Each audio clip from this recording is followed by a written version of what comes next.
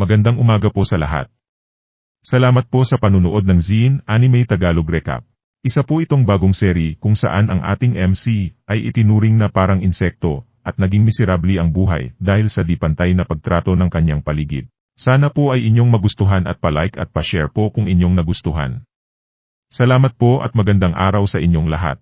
Sa nakaraang episode ay makakaharap na ng ating MC ang boss monster na ito ay binubuo ng dalawang high-leveled na nilalang. Ang isa ay ang Goblin Chief at ang isa ay ang malaking kobold. Ipinaalam ni Subaru kay Sayaka na iiwan niya ang iba pang mga halimaw sa kanya dahil haharapin niya ang isang ito para sa kanyang sarili. Alam ng mga lalaking ito na malapit na silang magkaroon ng matinding labanan at nagsimulang maglabasan ang kanilang aura. Pagkatapos nito ay sinundan ng isang malaking pagsabog.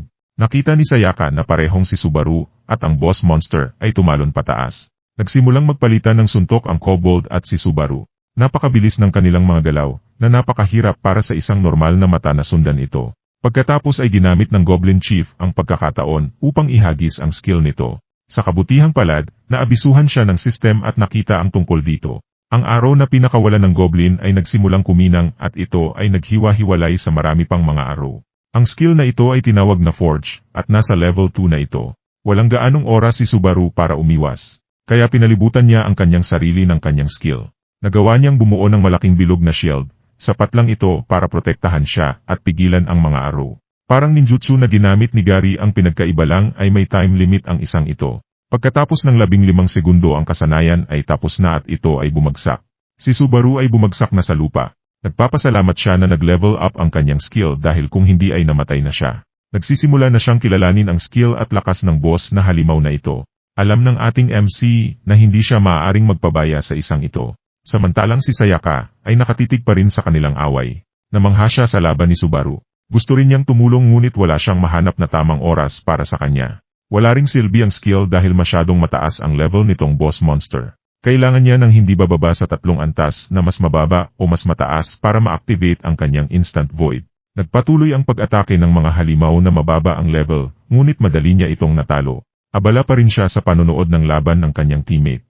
She then thought that, dapat niyang bilisan at linisin muna ang mga ito. Bumalik tayo kay Subaru. Nagbago na naman ang kulay ng mga mata niya, pinalibutan niya ng dugo ang mga braso niya tapos pinalo niya ang dugo patungo sa boss monster, at ito ay naging maraming blades. Ngunit ang pag-ataking ito ay naiwasan ng mga. Tumalon lang ito patungo kay Subaru at akmang sasalakayin na naman siya. Hindi inaasahan ng ating MC na atake din ang Goblin Chief ng kanyang forage skill.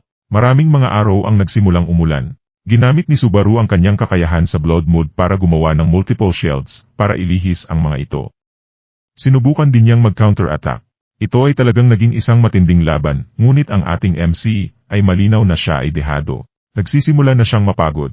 Inalagaan ng malaking kobold ang kanilang pag-iwas at mobility habang ang Goblin Chief ang namamahala sa mga range attack.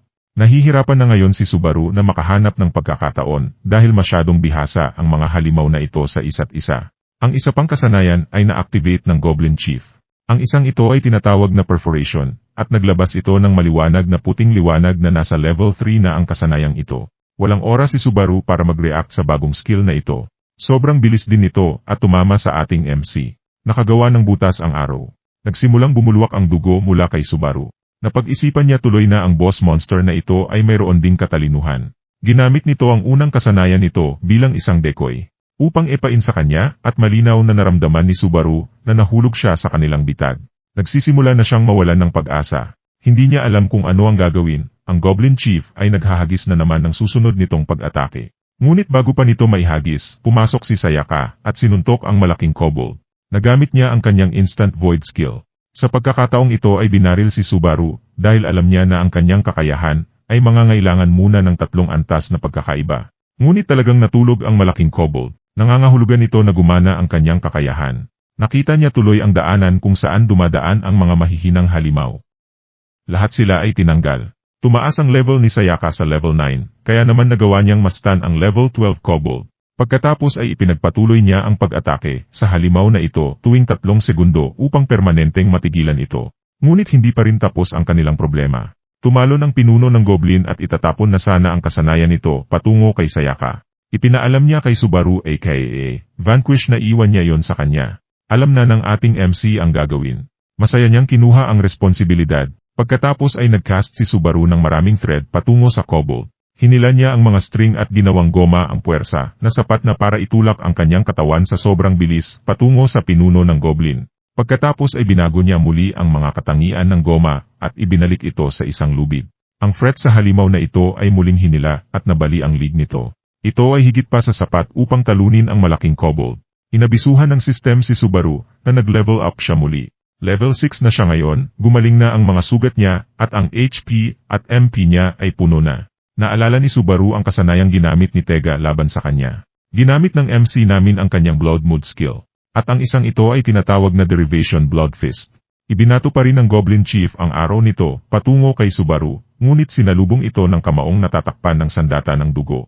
Nagawa ni Subaru na makalusot at nakagawa ng malinis na strike.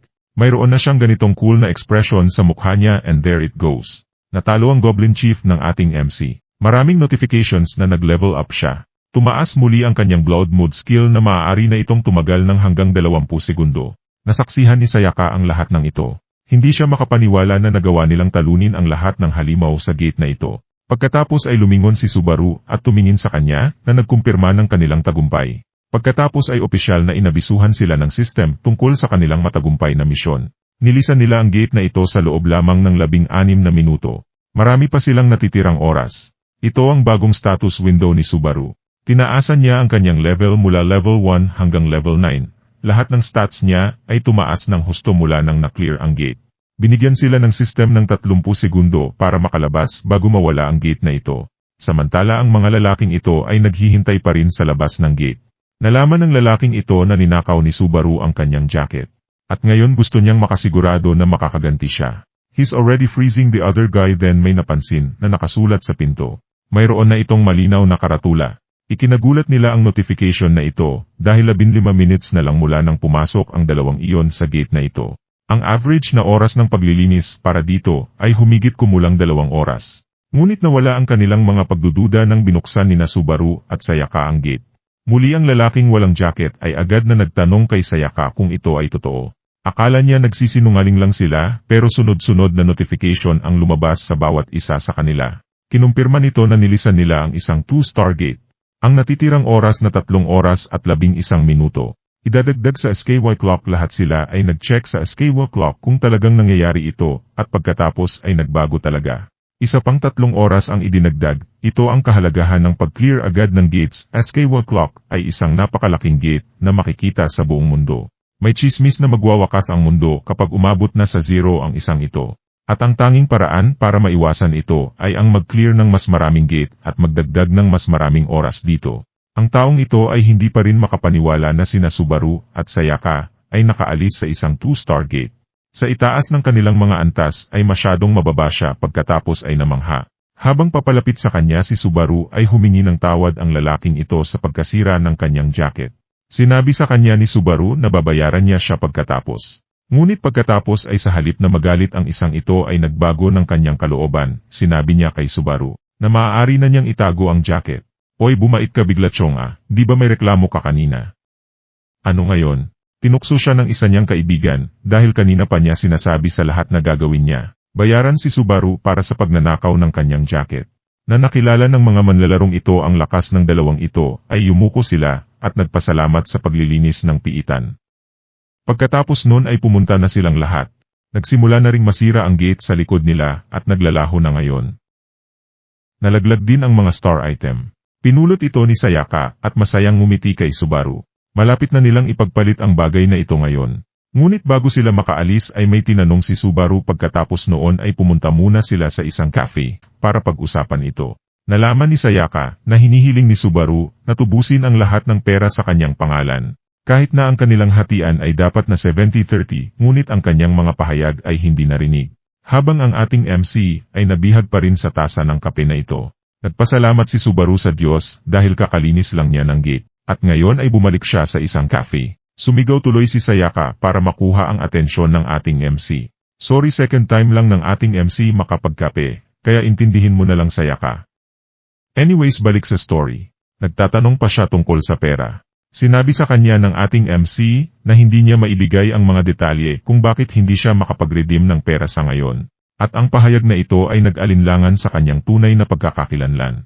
Alam niyang hindi niya tunay na pangalan si Vanquish. Naghinala talaga si Subaru dahil gumamit siya ng peking pangalan at nag-clear ng 2-star gate habang level 1 player lang ito. Nakita ni Sayaka ang pagdududa sa mukha ng ating MC at sinabi niya sa kanya na wala siyang pakialam sa alinman dito. Sinabi niya sa kanya na pagkatapos makipag-team up kay Subaru ay alam niyang mabuti itong tao. Bukod doon ay siya ang nagligtas sa kanyang buhay. Nakilala na ni Sayaka ang ating MC. Bilang kanyang kasama nag-alok din siya ng tulong sakaling may kailangan si Subaru.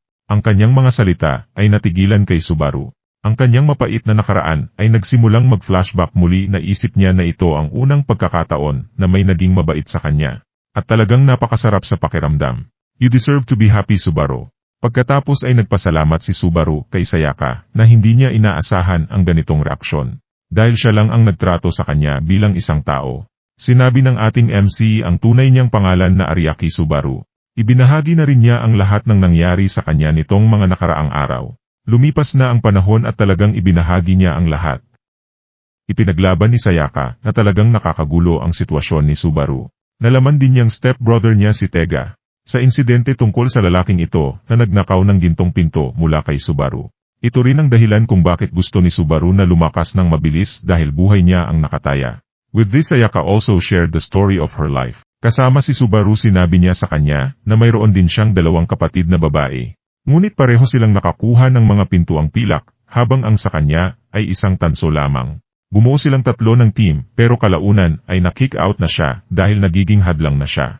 Pagkatapos ay nilapitan niya si Subaru at sinabi sa kanya na dapat silang lumakas ng magkasama. Nag-alay ng handshake si Sayaka na nangangahulugan na hinding-hindi sila magtatraidor o pababayaan ang isa't isa.